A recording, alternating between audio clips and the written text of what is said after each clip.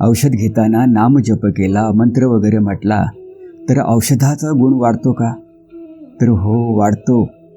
प्रत्यक्षात भगवान धन्वंतरीनं सांगितलंय की अच्युत, अनंत, गोविंद या नावांचा उच्चार करून औषध घेतलं तर सर्व रोग नाश पावतात. अच्युतानंत गोविंद नामोच्चारेण भविष्यजातृ नश्यन्ति सकला रोगाः सत्यं सत्यं वदाम्यहम्. हे भगवान धन्वंतरीचं वचन आहे. वचन नव्हे, सत्य वचन आहे. गॅरंटी आहे. सत्यं सत्यं वदाम्यहम्. आता हा नामजप अगदी आसन लावून माळ घेऊन करायला हवा का? तर गरज नाही. औषध घेण्यापूर्वी एखादा मिनिट स्पष्ट उच्चारानं करा.